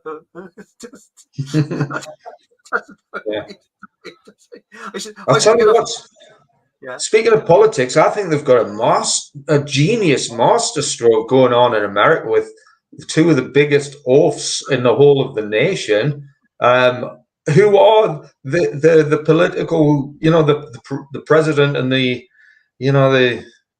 his opposition leader. I mean, what? There's probably some trumpeters. Nothing against you if you want to support that lunatic. Which at least he's not mentally deranged or geriatric. No offense to for old man Mr. Biden, apart from the stuff that he needs to be offended with. But have a think about that. If you are a trumpeter, make America great again. And I'd imagine some people have seen the red hats with MAGA written on.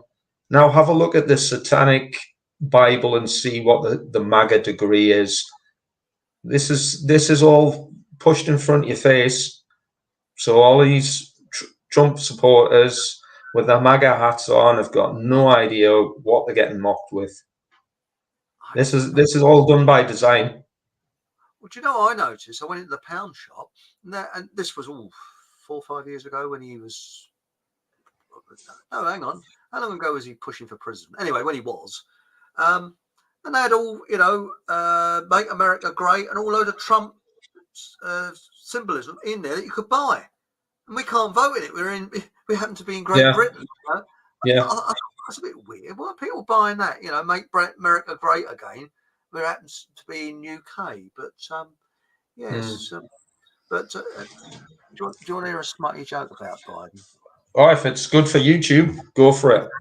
Well, Biden, you see, he's up on the rostrum. There's all these flies around. Terrible smell. And his age was Mr. President. Have you shit yourself? So I crapped yourself. I've got to say on YouTube. No, I ain't crapped myself. He's sort of like, bloody, it's really on the nose. It's really making their eyes water, And there's flies all over the place. Mr. President, I ask you again, have you crapped yourself? No, today, have you just crapped yourself? No, I ain't just crapped myself. So in the end, it gets so bad that when he comes off the rostrum and he goes sort of into his private residence, he said, his age as well, I think you better drop your trousers, he said, because the stench, he said, is making my eyes water. He said, well, I ain't trapped myself today. He said, well, let's have a look. So he drops his trousers. This great pile of crap there. He said, I thought you said you haven't crapped yourself. Oh, that was yesterday, not today. Very good. Hey, speaking of yesterday, I was listening to your show with Nathan Allenby, and is it Paul English or England? Paul English. Yeah, he's an interesting fella. I enjoyed that conversation, and some of the guys who are commenting today on your chat. I saw some of the comments yesterday. Some real good comments. Interesting show. I actually know Nathan as well. Yes. He lives up in the northeast. Yes, that's right. And but if you want to, I think that we can be more. We can't be so tight-lipped on the Rumble channel. And you notice we were saying all the words out right, and we weren't worried, you know. So you know, there's a slot on the Sunday show. The thing is, on Sunday we're under a lot of competition with other shows that are on, because Sunday is a tough spot.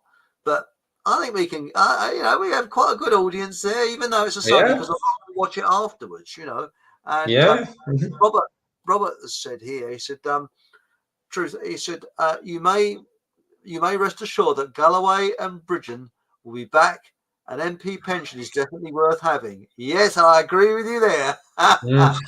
They'll be back like a Ben Penny, aren't they? You know, they keep turning up.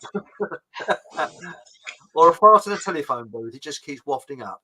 Now, we got here, sorry, it's getting even more crude in my jokes. Well, I think there's going to be a food shortage soon, within 6 months. According to the bowler hat farmer, yes. He reckons around about autumn we're going to start getting it. Because I noticed the food is getting cheaper, yes, but it's starting to climb up a bit, like broccoli and things like that. It's quite expensive. Yeah, definitely going up in price. Yeah. Now it says, Cat Holly says, we have been expecting Hunger Games for about the last 5 years now. Yeah, yes. Excellent. Yes. And now your intuition has paid off, because you're entirely right. We're in the Hunger Games, and it's only going to get worse. Someone's ears were burning. Evening, it's the bowler hat farmer. Evening, just checking you boys are all good. We've been talking about you. Now we got here South Coast Richie has said there are some crackpots in reform, but I think that the likes of Richard Tice, Dr. David Ball, and Farage himself are genuine. And honest politicians. Is there such a thing? Unlike most of their peers. Yeah, well, everyone to their own. What floats your boat, you know? Well, with the risk of upsetting maybe some of your viewers, I'm not sure. Is he serious, or is you're having a laugh? Come on, admit you're having a laugh. Honest and politician who's like polar opposites. Well, I think there was that jag, wasn't there? You know, if you're in a party and someone says, you know, they're a doctor, you say, well, you know, could you sort of help me with this pimple I got on my finger, you know, or something like that. And if someone says they're a politician, you say, oh, can you lie for me, please? I need someone to look at give a good lie. Yeah. Now we got here. Camera says, no shortage of alcohol either. The aisles are getting bigger. Never ran out of toilet roll here, as farm foods had lots. Loads. Well, I think it just ran out on the TV, personally. That sums it up. Our food gives you the shits. Yeah. But yes, it's a bit like Indian takeaway near where I live. They advise you put the toilet rolls in the freezer. But anyway, we won't go into that. Now, Tinkle Tink says corporate Tinkle Tink. Corporate communism, just plain old crappy capitalism. Yes, well, the ultimate in capitalism is communism. This is why I think the difference between free enterprise and capitalism. Free enterprise is different, and Henry Ford believed in free enterprise. Free enterprise gives the small man a chance to run their own business. Capitalism, it gets rid of all the opposition, destroys it, doesn't want opposition, and that's why it comes around to communism. One of the big. Yeah, well, I wonder if you know, that was capitalism when, you know, Stalin and Hitler, Mussolini, Mao, all of these blokes. That wasn't capitalism. This is just a combination of all of these vertical collectivisms, cultural Marxism. Like I've said, this is what we're facing now. This is feudalism. This isn't capitalism in the slightest. You know, and again, with the risk of upsetting people, absolutely, I completely disagree with you. Sorry, mate. That's okay. But this is what the show's about. We've got Yeah. to sort of come to, because as I was saying, there's a difference between capitalism and free enterprise. They're very different. Yeah, exactly. Yeah, I'm sorry, not with you, Chris, with the previous comments. Sorry. Yeah. Meanwhile, in France, this is South Coast Rich, a coalition of the right and the fat right. Oh, far right, I think it is. What about the far out? Because we had hippies, we had the far right and the far out. Would have beaten the Macron, or Macaroon as I call him, and the far left coalition if the right hadn't decided they didn't want a coalition with the far right. Oh, well. I mean, 2 wings of the same bird, as far as I'm concerned, always will be. It's just it's a goon show. It's left side, right side. It matters not. You still got the lunatics in the middle, called the government. The government always win, no matter who you vote for. Well, two cheeks, the same arse. Huh? QD, I have a double gas cooker with grill for 28 quid. I just bought one and it's not bad. Grill is a bit crappy, I suppose it is. Oh, I thought he was actually selling it. No. That's a great idea, like a bring and buy sale on your channel. Yeah. Hey, that sounds good. 28 quid. Sounds like a bargain. Well, you haven't seen my. Have you seen my cooker made out of a tin can? I've not seen yours, but I should have brought it on. About it. Yeah, but I have a feeling I know what you're talking about. Yeah, it's a penny stove. You make them. Yeah. Oh, yeah. Yeah, brilliant. I went on this foraging trip. I'm going to brag now. And there's these people, these real fancy stoves and that, and they couldn't start that. And I got my tin cans out. They must have thought, weirdo. Yeah. But a couple of them come and say, can you buy some water for me, please? So it's going like anything. Whoa, you know. Yeah, right. That's great. Yeah, it says here, I've been TV 10 years back, but I do get a bit of micromanaged media tripe through newsfeed. I think you get ointment for that actually, or tablets. I don't know, but I sometimes get a dose of mainstream when I'm in my car and I put the radio on, and I listen to classic FM because I'm a bit snobby. Like I'm from the south, and and all you get is these charity adverts for a certain problem beginning with C that you're not allowed to say on YouTube. And these sort of charities. But now what's this? Eric von Tintarsen.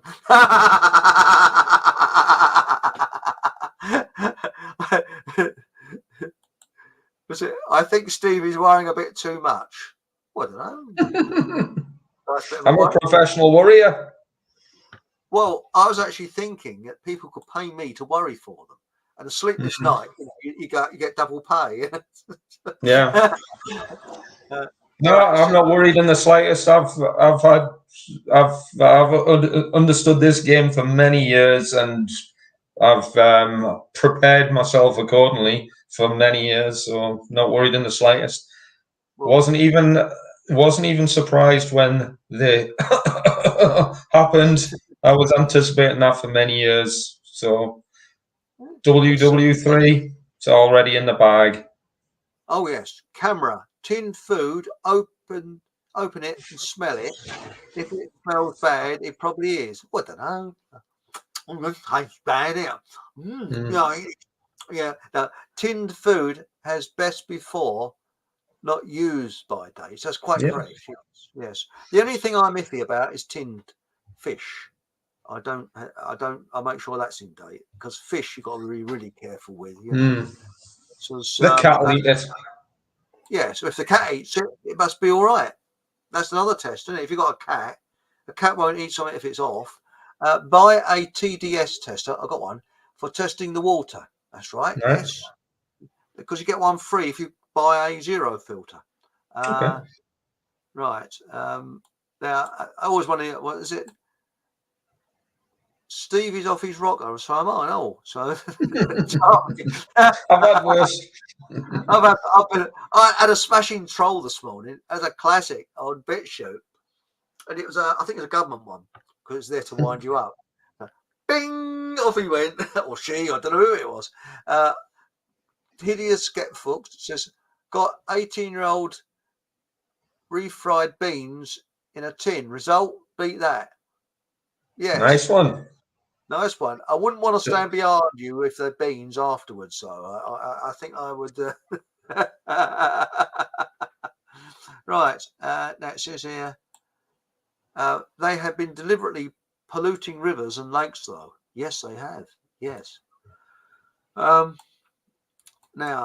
I'm sorry to hear this, Stephen Truth Seeker. I've been homeless, so I know what it's like to live without running water. Oh, I'm sorry to hear that. I hope things are better for you now. I really do, because that is, I think it's the 21st century. Nobody should be homeless. I mean, I'm lucky I lived through a time when I was a kid when nobody was homeless. It was a rare thing. Officially, whether they always had tramps, people that wanted to be. Maybe, I don't know. But, now it says here, where have we got here? Bugout man. Well, I've been, yes. Now, Tinkle Tink says, these military men are all the same. Living in fantasy land? Come on. I'd love to read his book. Can't wait to read your book, mate. Yes. Well, I read everything out, warts and all. So there we go. No, it doesn't bother me. Yes. Now it says here. Well, let's put it this way: on the battlefield, you can't live in fantasy land. You've got to look after yourself. So sounds as though you think, Tinkle Tink, that life will be a bed of roses. I don't think so. No, I don't know. But I like the army recruiting. Was it join the army, visit foreign countries, meet loads of interesting people, then kill them? Yeah. Do you know what? The one I like the best at the minute is the Royal Air Force Protecting Space. Have you seen that one? And then there's some sort of satellite and a blow, narrowly misses a collision with a nuclear bomb or something. What a load of garbage. I mean, are they trying to recruit space cadets? What? Tinkle Tink thinks I'm living in fantasy land. Watch the TV and look at the advert for the Royal Air Force to protect space. Space doesn't even exist. Now we got here. Stephen Trusiger says you can only have a non-locking blade under 3 inches to walk the streets with. Yeah. So you know that. No, I was going to come out with a very smutty joke then, but I won't. And you need good reason to have a blade. Mm-hmm. Oh, that's another thing. Pen knives now, they're sold with blunt blades. Are they? Yeah. I was talking to the bloke on stall who got a job lot of them. And he said, yeah, they're all blunt. I wonder that's why he got the job lot. Sounds like a pig in a pork, that does. Yes. And life, that's life, but not as we know it. This stream is Tinkle Tink. This stream is not for you. Then see yourself out. Good point.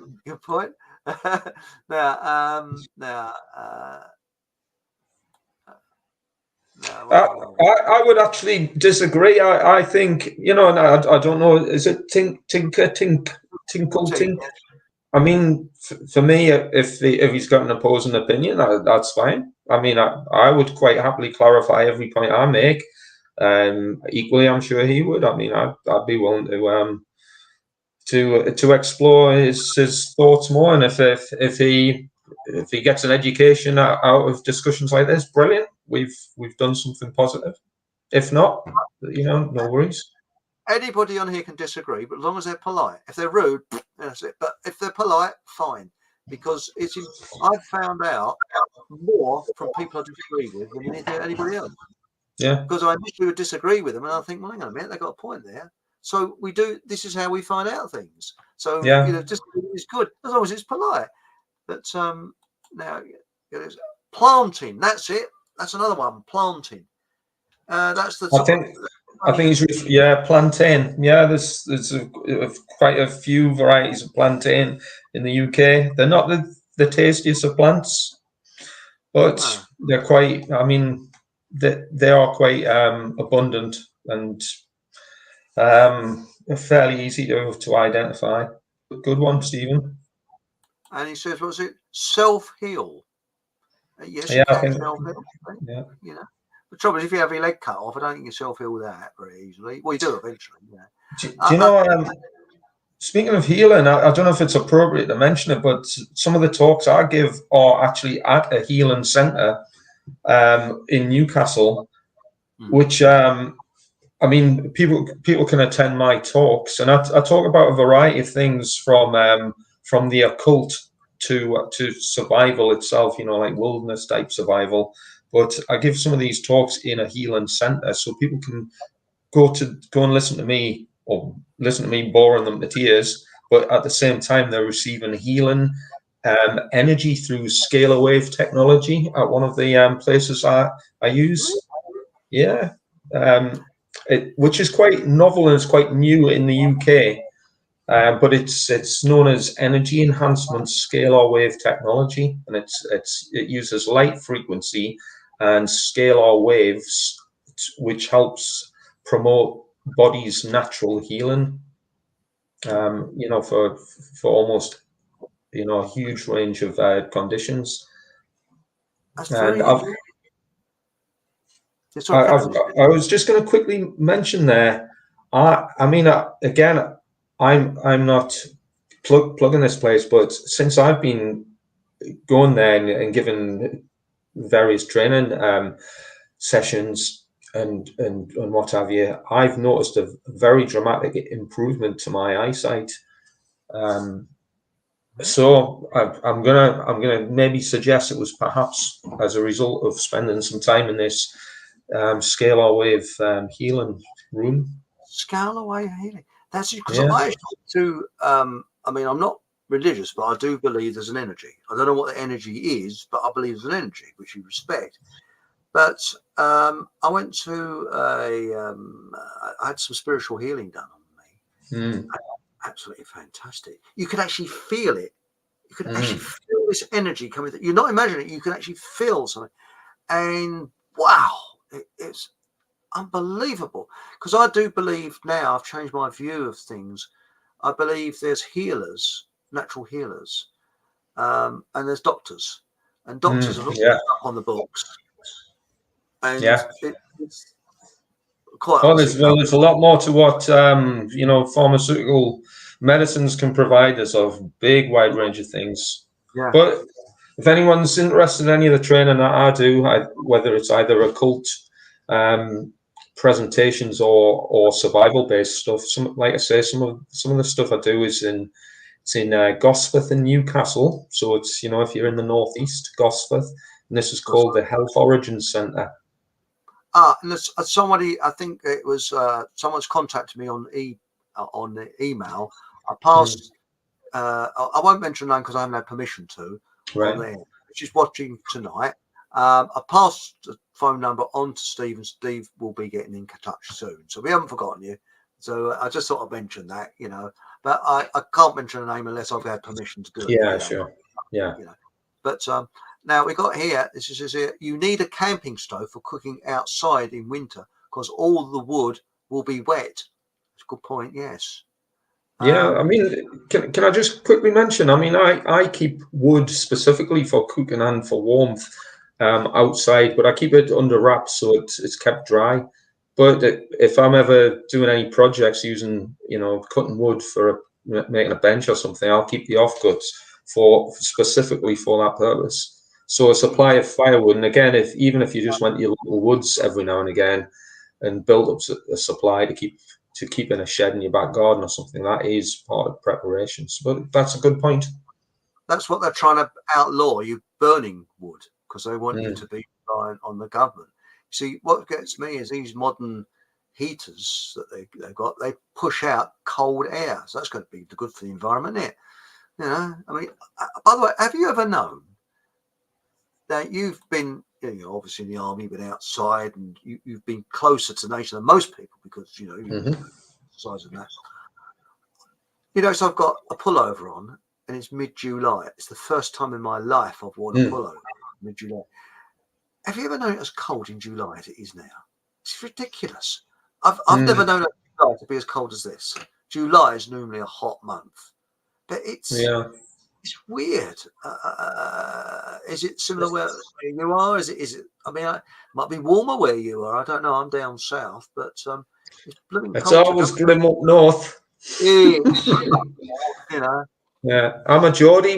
I don't even know what the cold is. Do you know what? In terms of the weather, one thing I've noticed isn't there a lot of weird stripy white clouds in the sky? I don't remember seeing them 10 years ago. That's right. And good shout, Steve. That's it. Happy days. And it's just you can get waterproof matches. That's right. Yes. Yeah. Yes. And what was it? And get the DeWalt out and destroy it. Really. Yeah. That's my favorite DIY tool, DeWalt. Yeah, happy days. Oh yes, you do need now that's a good point. Just going back on that gentleman's comments, having a good toolkit is part of survival preparation. Don't just buy knives and axes and catapults and whatnot, rabbit snares. A good toolkit, hammers, nails, chisels, drills. It's what you want. And not electric ones so much. Put them aside, but know how to use, because I've got old drill braces, things like that we used years ago, because they've been handed through my family. Don't need batteries, do they? They don't need batteries, that's right. And I sometimes prefer using them. Because you've got more control over what you're doing, Now we got here, I think the zombie apocalypse is here. I could certainly name a few. Yes, you got a good point there. Yes. I think it started in 2020 personally. But do you know what? Speaking of the zombie apocalypse, the Mad Max was set in. You remember the film Mad Max? The original one was set in. That was set in 2020. Soylent Green was set in 2021, and a more obscure one, but equally as valid. There was a film called A Boy and His Dog, and it was about post-apocalyptic future in America. That was set in 2024. Bring it on. What about Wag the Dog? I'm supposed to be. I'm not sure. Yeah, but that's interesting because I remember Soylent Green. And a bloody impressive film, wasn't it? I mean, he came out with no, actually, I saw it on the telly, I think, and I had one, and yes, it was, but it's actually coming true in a way, Got here, Aunt Sally. Hello, Aunt Sally. Sorry, I can't read everybody's message out. Houses that were built immediately after the war had decent-sized gardens to support a family in times of hardship. Yes, the house I was born in a council house, and we had this bloody great garden. I mean, it was about 100 foot long. It was a decent size. But Sean Hamer, hello. Hang on, where is he? I says, hi everyone. Hello, Sean. Right, we've got what else we got? My word, we've got a load in tonight. Right, here we are. And we got here, hang on. What's this? It's the madness of the show that makes me feel safe. Mad Max 2, what a film. Yes. Classic. Yes, yeah, so was it? What was the one with the singer in? What was her name now? Oh crumbs! I don't. You mean Oh crumbs! Tina Turner? Is that the one you're talking about? She's quite a Was good that not actress. Mad Max 2? I think it was, wasn't it? She's quite a good actress, actually, as well as a singer. Mm. Acted the part Mm. very well. That, but yes, that was.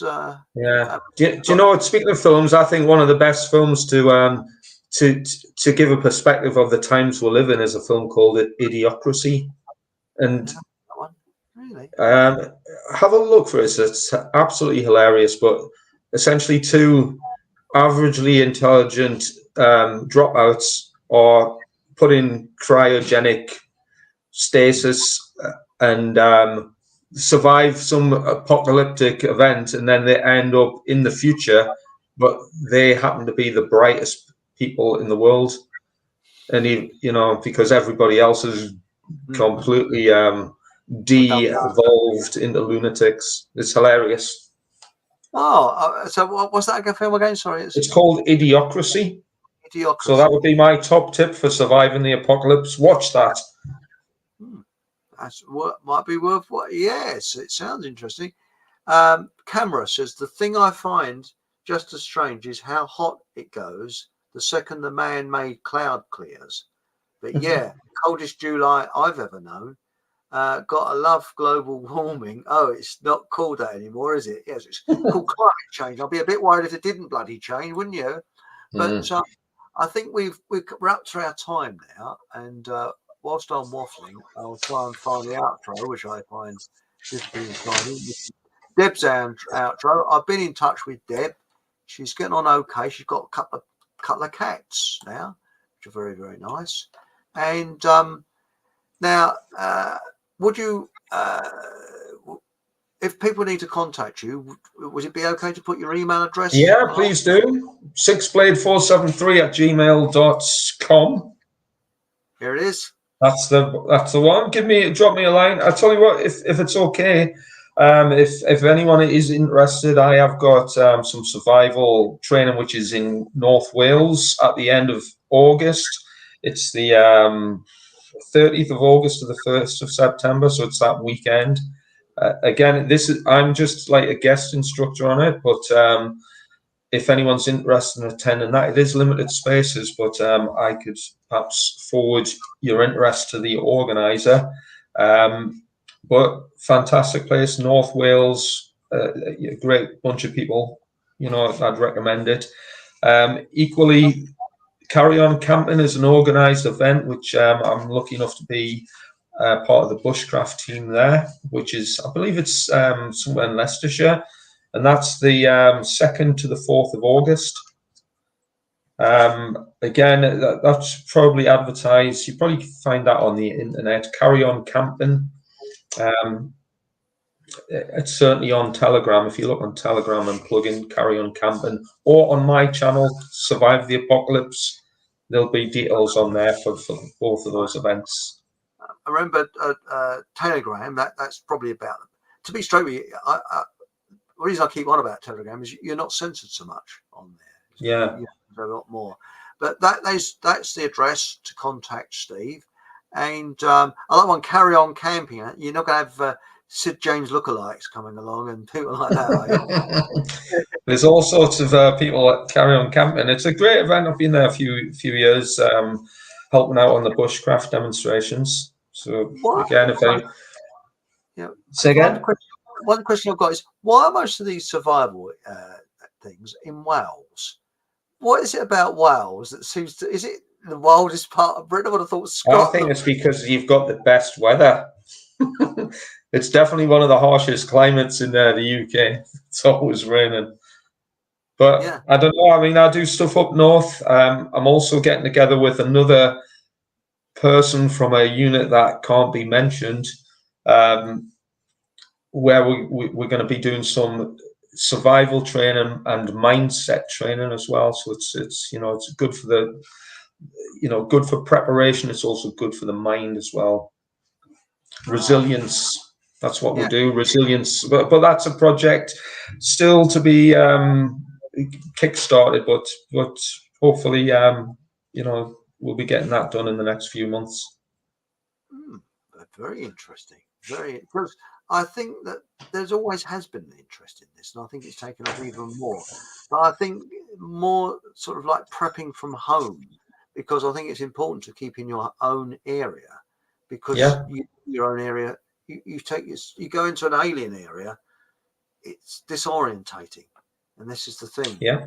And so, Well, I do cover all aspects of survival training. So that's everything from bug-out bags, home preparation, mindset resilience, self-defense, all of the subjects that you might think are going to be useful to whatever uncertain or perhaps difficult future we'll face.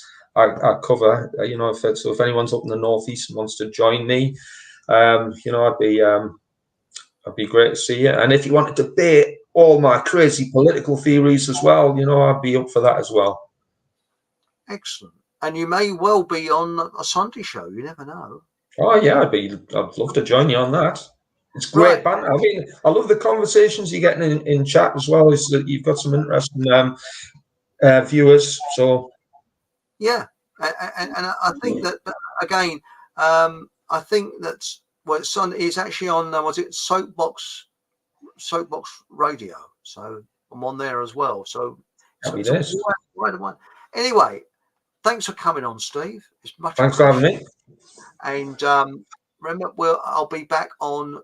Well, this time, if YouTube allowing, if we haven't set the klaxons off this week. You said shit. You said bum. So some spotty bloody teenager with an attitude problem said, "Oh, he said something wrong now. Give him a week's ban." That's it. Next Monday at 8:00 with a mystery guest coming on, and before that, next Sunday on Soapbox Radio.